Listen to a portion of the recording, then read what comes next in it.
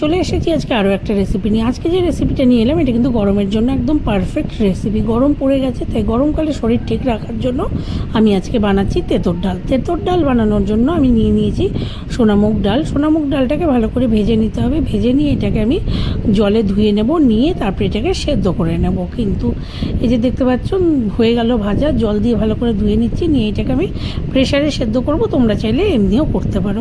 আর প্রেশারে দিলে কিন্তু এটাকে সিটি দিতে হবে না, যে সিটি দেওয়ার একটু আগে অফ করে রেখে দিলেই হয়ে যাবে। ডালটা দিয়ে পরিমাণ মতো লবণ দেবো আর জল দিয়ে এটাকে আমি সেদ্ধ করে নেব। কিন্তু আর এই তেঁতো ডাল বানানোর জন্য আমার যেটা লাগবে, আমি এখানে লাউ আর উচ্ছে দেবো। সেই জন্য লাউটাকে কেটে নিচ্ছি। লাউটাকে একটু বড় বড় করে কাটবো। কেটে এটাকেও ভালো করে জল দিয়ে ধুয়ে রেখে দেবো।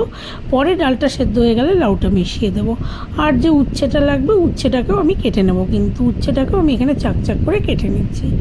গরমকালে এই ডালটা যেমন খাওয়া উপকারী, আবার খেতেও কিন্তু খুব ভালো হয়। একটু ভালো করে বানালে এই ডালটা দিয়েই কিন্তু সব ভাত খাওয়া হয়ে যায়, কারণ গরম পড়ে গেছে, এখন আর রিচ খাওয়া খেতে কিন্তু ভালো লাগে না। কথা বলতে বলতে উচ্ছে কাটাও হয়ে গেলে উচ্ছেগুলোকে ধুয়ে নিচ্ছি, নিয়ে এবার নুন আর হলুদ মাখাবো।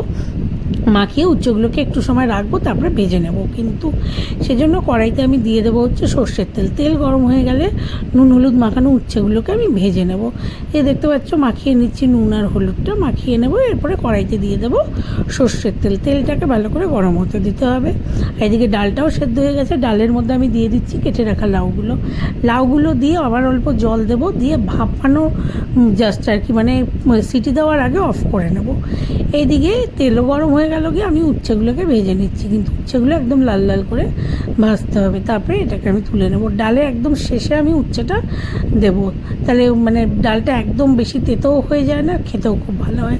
উচ্ছে ভাজা হয়ে গেলে এবার আমি এই তেলে দিয়ে দিলাম হচ্ছে মেথি আর শুকনো লঙ্কা ফোড়ন দিয়ে একটু ফোড়নটাকে ভাজতে দিতে হবে। মেথির গন্ধটা যেই বেরোবে অমনি আমি ডালটা দিয়ে দেবো। এই যে দেখতে পাচ্ছ ডাল দিয়ে দিলাম, দিয়ে ভালো করে মিশিয়ে দিতে হবে। আর দিয়ে দেবো এখন পরিমাণ মতো হলুদ, দিয়ে এটাকে একটু ভালো করে ফুটতে দিতে হবে। আর এর মধ্যে যেটা দেব এখন, এই যে একটু ফুটবে যেই, এখন আমি দিয়ে দিচ্ছি আদা অল্প ঘষে আমি ওপর থেকে দিয়ে দেব। কিন্তু দিয়ে এটাকে এখন আমি একটু সময় ফুটতে দিলাম, তারপরে দিয়ে দিলাম ভেজে রাখা উচ্ছেগুলো। আর একদম হয়ে গেলে গিয়ে গ্যাসটা অফ করে দেব। দিয়ে এর মধ্যে দিয়ে দেব আমি 1 চামচ ঘি দিয়ে আমি এটাকে সার্ভ করে দেবো। কিন্তু একদম রেডি হয়ে গেলে এবার সার্ভিং বলে সার্ভ করে দিচ্ছি। এই রেসিপিটা যদি তোমাদের ভালো লেগে থাকে তাহলে একটু লাইক করো, শেয়ার করো, কমেন্ট করো। আমার চ্যানেলটাকে প্লিজ সবাই একটু সাবস্ক্রাইব করে নিও। সবাইকে অনেক ধন্যবাদ দেখার জন্য। বাই।